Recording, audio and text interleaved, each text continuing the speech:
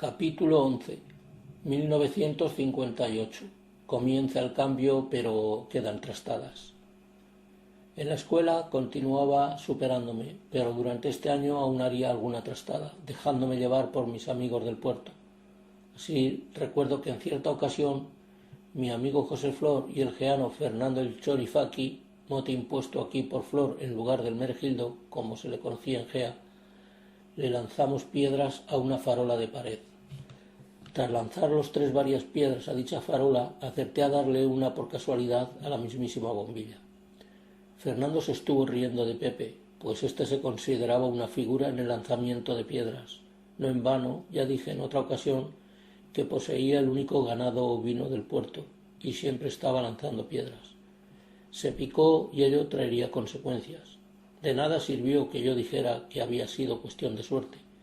Días después, tras salir del repaso, me desafiaba a romper los cristales de unas ventanillas de la denominada Casa de los Buzos, frente a la calle del Mar y por la parte de la playa.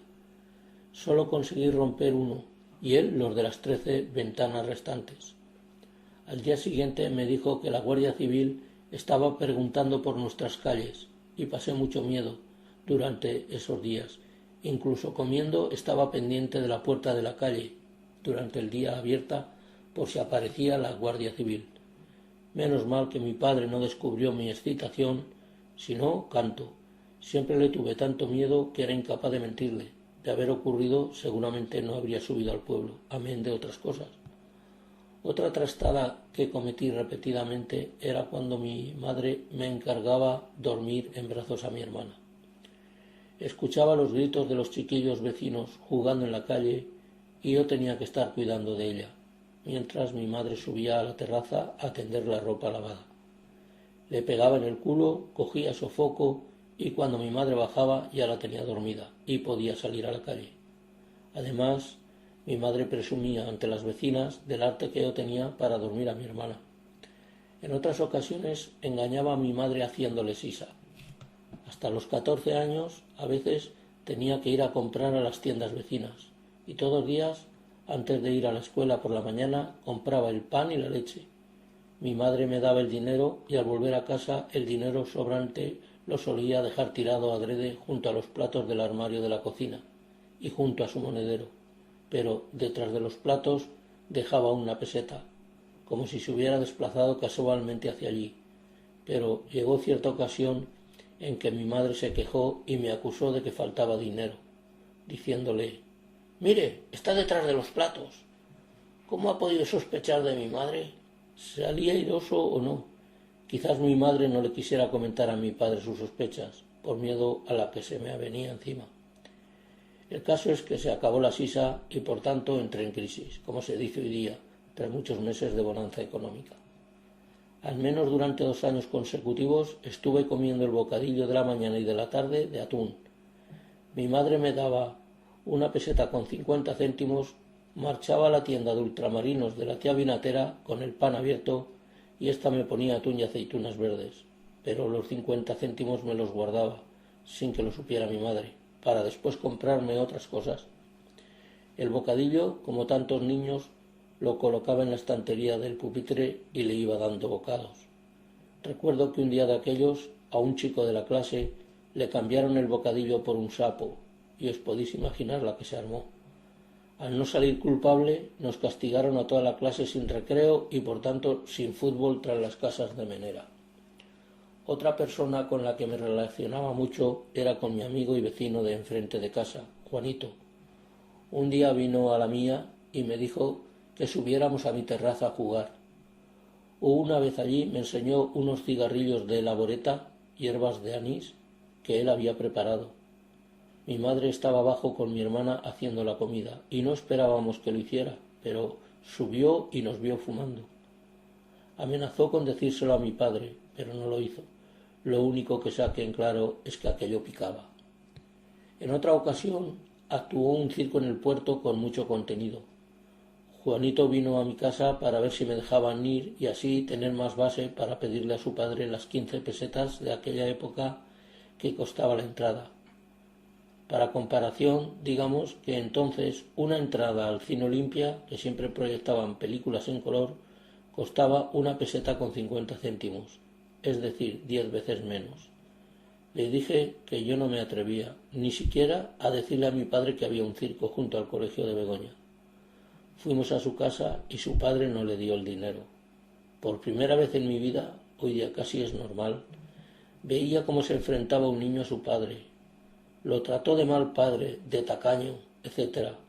Yo alucinaba, pero aún aluciné más cuando su padre, que todos lo teníamos por muy buena persona, le dio el dinero. Habló con mi padre y nos fuimos los dos al circo. Recuerdo que había fieras, payasos, trapecistas y músicos, pero esta aventura la revivo cada vez que escucho la Macarena. Aquella música de la orquestina con su cencerrillo creo que me gustó más que todo lo demás. También recuerdo que por entonces teníamos un fantasma por las calles de la playa.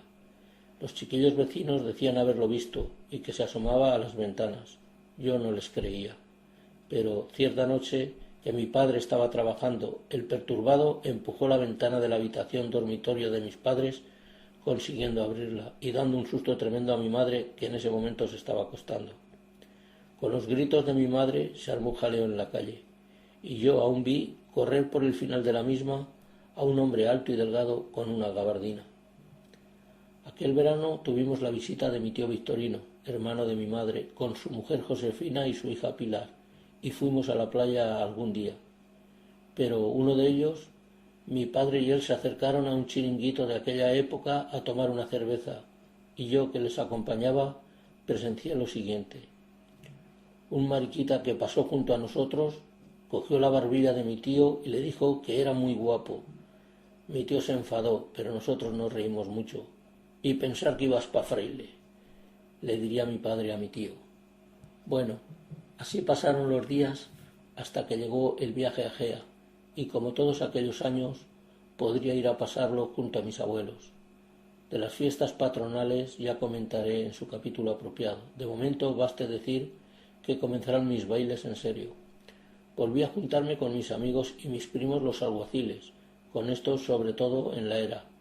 Por aquellos días vendría al pueblo un nuevo practicante, hoy día ATS, y uno de sus 4 hijos, Antonio, se uniría desde un principio como uno más de nosotros. Estaría varios años en el pueblo, hasta que su padre marchó destinado a Sagunto, no al puerto. Allí nos encontraríamos en años posteriores muchas veces, en la calle o en los bailes de Sagunto y el puerto, ya mayores. Otro chico que conviviría muchos años de su infancia con nosotros sería el hijo del peón caminero, persona encargada de cuidar de la carretera. La casilla estaba ubicada en la actual terraza de verano de Buendía, y al niño lo conocíamos como el Mona. El nombre no lo recuerdo. Los hijos de los guardias civiles que se criaron en Gea también se consideran geanos. Así me lo han hecho constar en sus correos electrónicos. Un momento muy interesante se producía cuando los quintos eran llamados a filas, pues el grupo pasaba por las casas pidiendo cosas o dinero, no sé bien. Ahora bien, recuerdo que los más callejeros eran 2 julianos, el sereno, que por la noche pasaba por todas las calles, y el cartero. A este último le pregunté entonces por si no poníamos el nombre de la calle en el sobre, cosa que sucedía, y si por ejemplo tenía una carta para mi abuelo y otra para el tío Patatillas, ambos se llamaban Tomás Artigot, ¿cómo se entendía? Respondiéndome que sacando conclusiones según la procedencia. En ese momento pensé en lo listo que tenía que ser aquel hombre. Otro momento emocionante que vivíamos los chiquillos en Gea, cuando existía peligro de fuerte tormenta, era gracias a Segundo el Patatillas. En la puerta de su bajo en la carretera, frente al actual complejo del Soguero, lanzaba los cohetes a las nubes, por lo que los niños, sabedores de ello, en cuanto apreciábamos amago de tormenta, acudíamos allí para disfrutar un rato. Después marchábamos juntos buscando nuevas distracciones. Hablando de cine, recuerdo otro episodio junto a Pepe Flor en la taquilla del Cine Victoria de verano. Sucedió que tras estar mucho tiempo en la cola se nos aproximaron 2 compañeros de colegio pidiendo que los coláramos disimuladamente. Los pusimos delante y qué casualidad, las 2 últimas entradas para general que quedaban fueron para ellos. No nos dieron las entradas y gracias a que calmé a mi amigo y la cosa no pasó a mayores, pues ya me imaginaba un combate en plena calle delante de numerosísimo público. Se la juramos y en eso quedó todo. Curioso, ya más mayor, Pepe se inclinaría por el deporte de la lucha libre, llegando a combatir contra los famosos luchadores profesionales Cortés y Pizarro. Ahora bien, en otra ocasión sí que vimos repartir porrazos sin piedad a la policía local. Se trataba de las taquillas del Cineoma, recién inaugurado. El último cuplé tuvo tanto éxito entre el público que algunos, observando que no habría entradas para ellos, intentaban crear una nueva cola. Mis amigos y yo nos preguntábamos cómo era posible que hubiera gente así y por qué la policía pegaba fuertes vergazos para poner orden. Recuerdo cuando Pepín nos advirtió a los amigos, tras enterarse de que en el Cine Victoria, en cada segundo de proyección, iba añadiendo un fotograma recomendando beber Coca-Cola, y casi llega a que le creyéramos. Así pues, durante la proyección y por aquellos días, estábamos más pendientes de distinguir dicha imagen que de atender a la película. En ocasiones acompañé a mis amigos cuando eran monaguillos y sacábamos las monedas de los cepillos con artilugios. Otras veces algunos de ellos presumía del vino que tenía el cura para celebrar misa y nos empinábamos la garrafa en la sacristía. El caso es que estuve a punto de ser monaguillo, pero mi vergüenza me lo impidió. Estando en un rosario, charlando en el coro con Pepe el Matachín, vino Constancia por mí, pues solo estaba él ayudando al sacerdote, y como yo me mostrara reacio, se ofreció Pepe, llegando posteriormente incluso a ir al seminario de Teruel, si bien casi el resto de su vida ha transcurrido en Ibiza, y no de religioso precisamente. Sin embargo, considero interesante mi vivencia de monaguillo por un día cuando llegué a la Universidad Laboral de Córdoba. Los dominicos obligaron a los alumnos a ayudar como monaguillos por parejas durante un día. Yo tuve suerte, mi compañero sabía hasta las oraciones, pero mi actuación es para no olvidar, pues los asistentes se lo pasaron a lo grande, como ocurría casi todos los días con todos los compañeros. Saliendo de la sacristía ya comenzaron las risas, pues si me correspondía ir delante del cura, en un pasillo estrechísimo, yo salí detrás. Al intentar pasarle por orden del mismo, casi lo tiró al suelo. En otro momento y celebrando la misa, me tocaba pasar el misal al otro lado, y al hacerlo vi que el sacerdote tenía todo aquel lado del altar ocupado. Por ello decidí esperar de rodillas detrás del mismo, y al abrir los brazos y hacerse hacia atrás, casi lo tiro de nuevo. Alguno de mis compañeros dijo que a la tercera iba la vencida. Mi actuación de títere fue vengada durante la comunión. Me tocaba llevar la platina, la bandeja que se colocaba debajo de la boca de los que comulgaban, y en esos momentos aproveché para darles un golpe seco en la nuez. Aquel verano viajaría con mi abuelo a Caudé, a casa de mi tío Manrique, y estaríamos unos 3 días. Por fin conocí este pequeño pueblo tan nombrado en casa de mis abuelos y en la mía. Mi tío Manrique era hermano de leche de mi madre, es decir, lo estuvo amamantando mi abuela y siempre nos quiso a todos muchísimo. Tenía unos mulos muy grandes y cosechadora motorizada, con la cual trabajaba por la llanura de aquellos pueblos, quizá en aquel momento la primera y única de toda la zona. El matrimonio tenía un hijo, Vicente, con el cual íbamos a la huerta a por alfalfe verde y nos contábamos cosas. Todos terminarían por vivir en Valencia y hace unos cuantos años que no los he visto ni sé nada de ellos. Por cierto, hablando del alfalfe, cuando se dejaba secar en el huerto y había que darle la vuelta, normalmente ayudado por mi primo Victorino, poníamos mucha atención, pues a veces debajo descubríamos un ratón o una culebra. En cierta ocasión, mis primos de Valladolid, que vivían en la misma ciudad y que estaban de vacaciones en el pueblo, me ayudaron y se lo pasaron como para no olvidarlo. Además, posteriormente también me ayudarían en su almacenamiento en el granero, pasándolo del carro al mismo, a través de una ventana y apilándolo. Otra experiencia vivida sería en la estación del tren de Teruel a mediodía. Tras visitar al hermano de mi madre en Casa Ferrán, toda su vida laboral transcurrió en dicha oficina, y a mi tía Josefina, marché junto a mi madre, que había estado unos días en el pueblo, a tomar el tren. Una vez en el vagón, ya sentados, mi madre se acordó de que nos habíamos dejado la botella de agua del grifo en casa de mi tía. Esta se quedó sorprendida cuando me vio llamar en su casa para recoger la botella, sabedora de que el tren ya estaría en la estación. Me dio tiempo de subir y bajar la escalinata con la dichosa botella, lo que da idea del tiempo que paraba entonces el tren correo, como se le conocía en la estación de Teruel. Recuerdo comenzar por entonces con mi gran afición a coleccionar tebeos. Si bien los que no eran de colección, terminaba recortando las imágenes, como también cuento en otro capítulo. Comencé con Boro Kai, creo que se llamaba, y solo junté unos pocos. Se trataba de un joven, hijo de un jefe de policía, al cual, bajo un antifaz, resolvía los casos. A continuación sería la de Yuki el Temerario, un jefe indio Chiricahua que tenía un hermano blanco, jefe del Forti, y ambos no lo sabían, estando siempre en lucha. Otra colección que comencé y no terminé trataba de un joven español que luchaba contra los franceses durante la Guerra de la Independencia. Todas estas colecciones tenían unos dibujos muy perfectos, muy diferentes a los que nombro a continuación. Por otra parte, me compraba sobres sorpresa que llevaban tebeos en su interior, del guerrero del antifaz, de Roberto Alcázar y Pedrín, del espadachín enmascarado, del pequeño luchador, de tebeo, etc. El dinero para comprar los tebeos lo conseguía mayormente de lo que me guardaba cuando compraba mi merienda y de la sisa, casos ya comentados anteriormente. El tiempo no solo lo ocupaba en estudiar, jugar de niñero o con los tebeos o las quinielas, pues mi padre me encargaba periódicamente limpiar las conejeras de la terraza y el gallinero.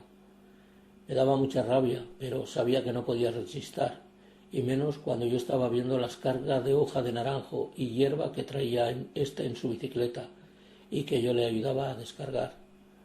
Acabé aborreciendo al conejo con tomate y en adobo de comerlo tantas veces.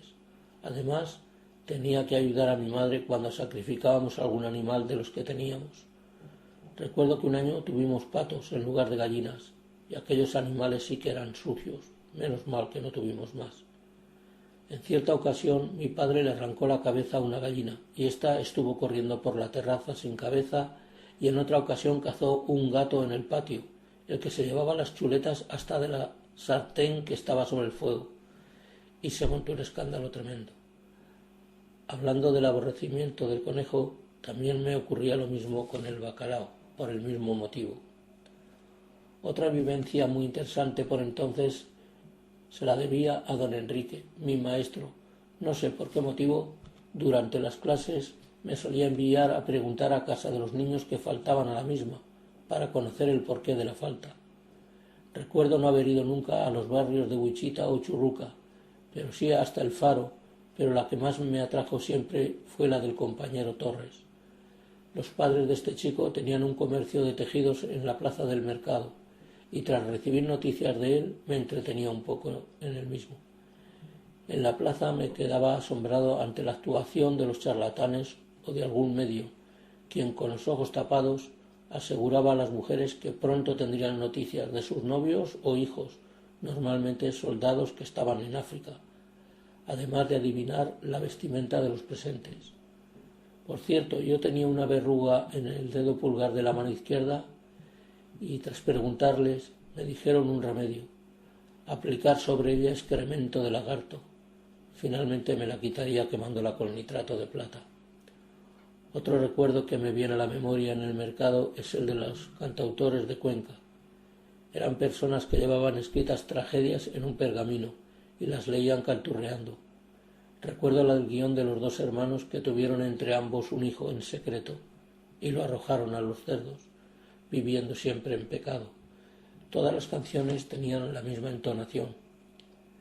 Y hablando del maestro, como era un forofo del Levante Unión Deportiva, todos los lunes traía el periódico Deportes que previamente había comprado en la parada del autobús en Valencia, cuando venía desde Chirivella, y algunos aprovechábamos para leer la crónica del Club Deportivo Acero. Además, él sabía que estaba interesado en otra crónica de un equipo de la tercera división valenciana, el Alginet, equipo que nunca he visto, pero que el cronista era un maestro de aquel pueblo natural de Gea y llamado Ramiro Artigot, de lo cual me gustaba presumir, sin que él supiera nada de todo esto. Años después lo comentaría con Ramiro y siempre se acordó de ello. Por cierto, me pregunto ahora por qué nunca se me ocurrió intentar encontrarme con él cuando venía al puerto el equipo de fútbol del Alginet. Continuando con el tema relacionado con el fútbol, una de las mayores distracciones de mi infancia, os diré que por entonces y al menos hasta 3 años después, ya en la Universidad Laboral de Córdoba, solía confeccionarme calendarios de fútbol ficticios, con los equipos que me apetecía, anotando resultados imaginarios y plasmando la clasificación tras cada jornada. Había aprendido a hacerlo basándome en el periódico deportivo Marca. Lógicamente, todas las ligas las ganaba el Real Zaragoza, pero lo curioso es que cuando esta distracción la hacía en el Solanar, el Gea ganaba a todos los pueblos de la zona y finalmente hasta el Zaragoza. Formaba un equipo imaginario con mis amigos geanos. No recuerdo bien sus puestos, salvo el de portero, siempre era José Luis, el fabriquero, no sé por qué, y el de Fernando el Toribio, y yo de centrocampistas. En la escuela, aparte de Remigio, existía otro niño con mis mismas aficiones, cromos, periódicos deportivos, Pepe Ibáñez, uno de los hijos del dueño del bar Teruel. Su gran afición le llevaría, ya de mayor, a ser el representante de los clubes de tercera división ante la Federación Española de Fútbol. Tenía mucho desparpajo y es que de niño ya ayudaba a sus padres en el bar, inaugurado por entonces, en la calle del Progreso, en la plaza del Mercado y esquina de la calle Gómez Ferrer. En la calle del Progreso me pasaría otra anécdota, la cual paso a narrar. El agua corriente era muy mala y la potable había que comprarla a 4 calles de la mía, a donde íbamos con el cántaro. Diariamente también pasaba el aguatero por nuestra puerta. Pero en ocasiones las tolvas de la empresa Sierra Menera traían agua potable gratuita de ojos negros e íbamos a llenar nuestro cántaro a la fábrica. Así pues, cierto día marché con la bicicleta y el cántaro en el portaequipajes y al volver en el cruce de las calles Luis Zendoya y el Progreso había un gran charco e intenté pasarlo a toda velocidad, pero acabé yendo al suelo con la bicicleta y el cántaro, rompiéndose este en pleno charco. En una esquina existía una pista de baile al aire libre y en la otra ya estaba la farmacia actual de Barrigón. Como diría mi madre, ahora no tenemos agua para cocinar, respondiéndole mi padre, lo que no tenemos es el cántaro. Y es que a veces, cuando llovía con intensidad, el agua corría hasta por encima de las aceras en dirección al mar, y al salir del cine los domingos íbamos hasta casa con los zapatos siempre dentro del agua. Además, las calles, ya dije anteriormente, aún eran de tierra.